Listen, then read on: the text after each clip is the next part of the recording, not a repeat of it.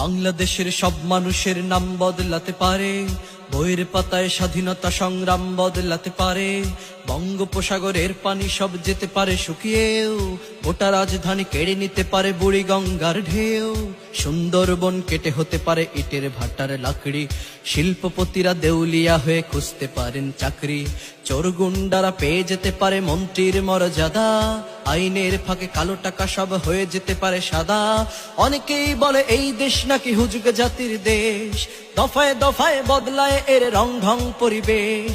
তাই বলে ইসলাম এদেশে হুজুগে হবে না শেষ, হুজুগে হবে না শেষ।